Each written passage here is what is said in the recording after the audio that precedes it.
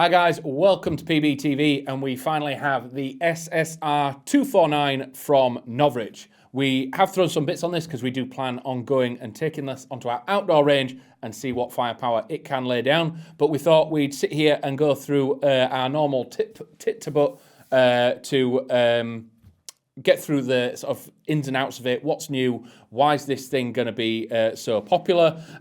Internally is what's different, what's comparison with other 249s on the market, and what makes Novritsch's SSR249 unique to himself. So we can see the 249 in all its glory now. We have added Novritsch's new 1:4 prism scope. We've added the M-lock bipod at the front and a PEC box on there, all just for show. Obviously not included in the box. What is included is the 2000 round drum mag. So looking at the front, we have seen this flash hider recently on the SSR4 Mark II.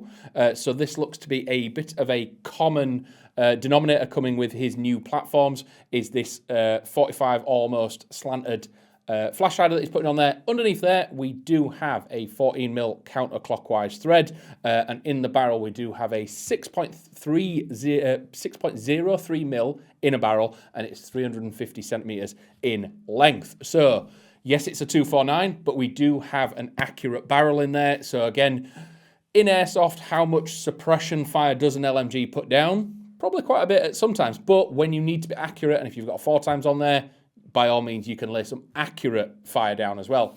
So coming back, we will have a look at the new rail system. So with the rail system on here, as you can see, we've put the PEC box on one side, but on the side, you can see there are Allen screws on this side and on the other.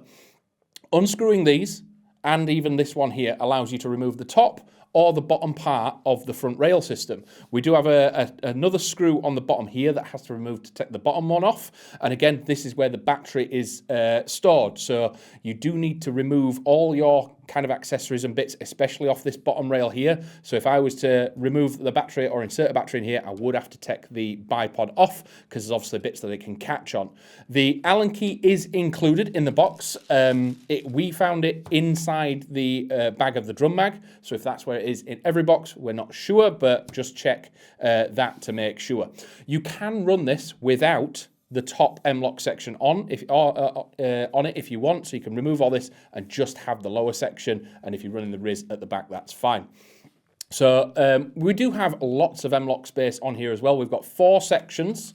So on here, we've got 4 sections on the side there, and then there's more across the bottom, so we've got 5 across the bottom, matching on the other side, and then on the top, as you can see, we've got 5 M-lock sections going across the top here. As you can see, with the PEC box on the side, we have used a little click-on M-lock piece in there, just so that we can add something on, just showing you that it's possible. This could quite easily go on the top, but then you might be interfering with your optic, and you don't want to be doing that when it comes to down your sights. So coming on to the receiver, this thing is a heavy beast. It is I think it's about 5.8 kilos. It is all metal. Obviously, the rail and things, and a lot of it is aluminium, but there are steel parts on it as well. The receiver of here, all this is steel, and then if we click the buttons here, it raises the top part here.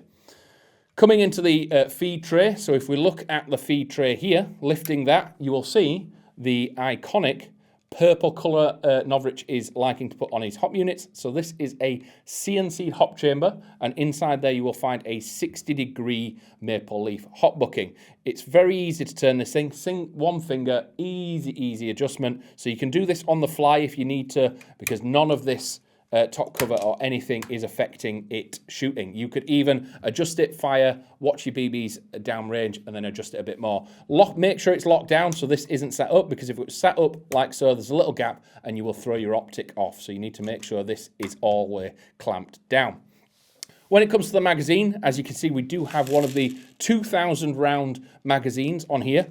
And if we have a look at it on the side, we do have a clip together zip. This undoes, and inside here you will find a space for a 9-volt battery and the switch for the auto feed or the sound feed. So when you do put this thing together, you can just click it onto auto feed, make sure all your sort of tubes and that are primed, and then you can click it onto the sound mode for when you are actually shooting this thing, and it will feed that entire 2,000 rounds of BBs into this beast. We do have some controls on the side here. So on where my finger is on the right hand side there, you will see that's where the safety is. You can click it with your thumb or your finger, and then we have the trigger at the front. Simple grip that everyone's used to on a 249, and then we have the big lump of the parastock at the back. So looking at the parastock here, we simply pull, twist, and it locks in place. Further at the back, we do have the not really useful in airsoft, but some people do like them. Pulling this up and over, he says, not doing it very majestically, clicks into place, and this is meant to be the shoulder brace. So it's very easy to just drop that back in place, twist the stock, rotate it, and then it slides back into place. So very versatile, very easy to use, and again, this thing's coming out at about 310 FPS out the box on a 0.2.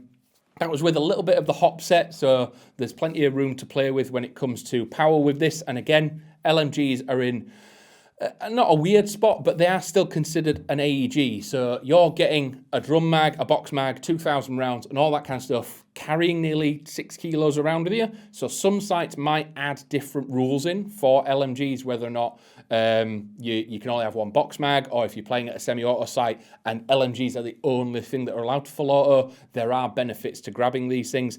We have thrown an 11.1 volt battery, and inside the drum mag it does need a separate 9 volt little square battery. They don't feed off each other, so you will need batteries in each, but we've had it feeding absolutely flawlessly, and even the box mag is keeping up with that 11.1. This thing is spitting out 20 RPS on that, and again, you could trick this up however you want. So with the CNC hop chamber, the tight bore barrel, all the different gubbins that are in this thing is going to be really, really capable on the field. But me just talking about it, that's not really the proof in the pudding. So if we take this thing set up as it is, we'll go to our outdoor range, set the hop for some ammo that we're going to use, and see what it can do out there with the Elcan and its 4x magnification. So come and join me on the range. Oh.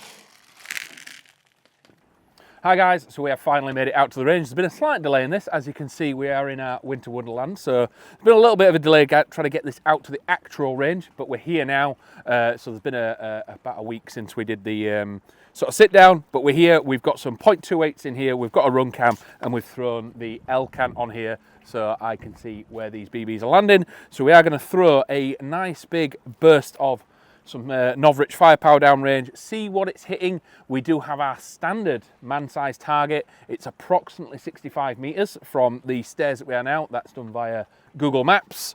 So let's have a look.